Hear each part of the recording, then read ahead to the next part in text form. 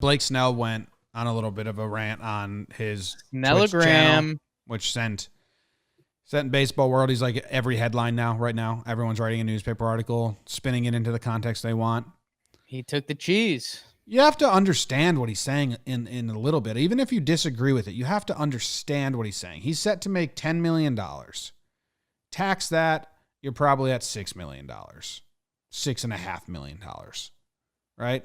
So 6.5 turns into 3.25 with the arbitration. 33% of that, now you're at like, I don't know what that is. $4 million.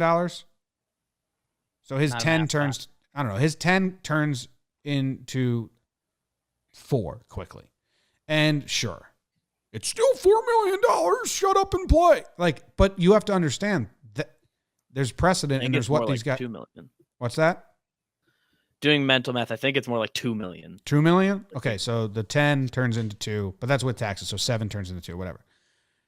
Still, though, I know that $2 million is a ton of money, but it's all about precedent and like staying true to your union. And you have to at least understand where they're coming from. Even if you don't agree with them and you think, oh, it's still a lot of money. There's people that are risking their lives for minimum wage.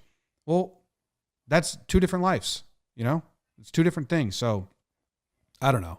It's getting frustrating hearing the polarizing and the people just bashing the players when the owners, it's so weird. It's weird that people take owner side. I think it really is weird that always happens. And I'm not taking the player side 100% either. There's a middle ground, but it's weird. Yeah, it's I mean, there's the psychological study of it is interesting, and it's almost like a lot of people just cave into the owners, and it's like, well, they've already won and moved on, and it's like, hey, if you're a player and you're still getting this opportunity, take it. Which, hey, you also get when, you know, I think 15% of the country is currently unemployed. So the opportunity to get paid $2 million to play baseball when you normally would have collected $4 million after taxes. Like, yeah, you're not going to get any sympathy. But the owners don't really put themselves out there where they would not get that sympathy. So yeah, I don't know. I mean, the part that's tough for me is, like you're saying, Snell, you know, you just have to know that the owners wanted this. I mean, literally the rest of Snell's counterparts, Bauer, Phil Hughes, you know, all these guys around baseball that are speaking are saying, you know, baseball, the owners have had a formula for years. They leak stuff in the media. They wait for the players to comment on it. The media runs with the quotes. The players look like the bad guys. And if you're Snell, you have to know that formula. And now they should maybe train him to not take the bait. You are going to be the headline around the country when what he was saying, Jim, isn't off at all. I mean, he's saying he just wants to be safe. Like that's number one, and that's extremely fair.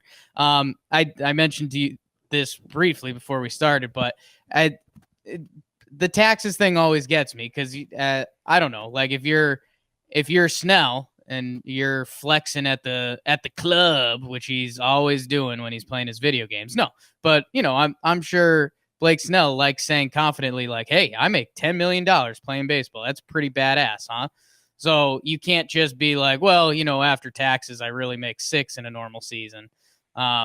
So I when you do start cutting it half, that piece of pie does get smaller. But you know, we're also playing half a season, so. I don't know. I think the players need to hammer home the safety card because that's what they've got.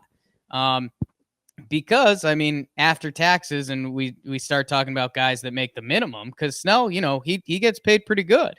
That's an upper class baseball player. Yeah, when you joined, BBD and I were doing math on minimum wage guys. Yeah, that's when it gets pretty life changing. If you have bills and a lifestyle that fits the amount of money you make, and you can't fault a guy for that.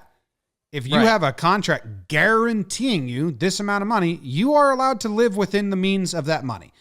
You know, everyone's like, well, if you have that much money, save. You should be able to miss a year. No, dude. Like, people live within their means, no matter what the means is. So if you're set to make $500,000 as a rookie, and then now it turns into like 100 or less, you're fucked. Yeah. So- and that's where people need to put, jump in other people's shoes. And it's, hey, if you make, 75K a year at your job and you've, worked hard and now you bought a house. You bought a house with a 25-year mortgage or whatever it is, shaky financials here. And then all of a sudden your job gets taken away from you or cut in half. Like you can't afford that house anymore. So, people do a bad job of jumping in that. I think the other, counter to that's kind of a factor would be service time stuff. Like, if Miguel Andujar could play this year for, the prorated number, but he could get the full year of service time and net that gets him closer to getting paid. There's something there. But yeah, man,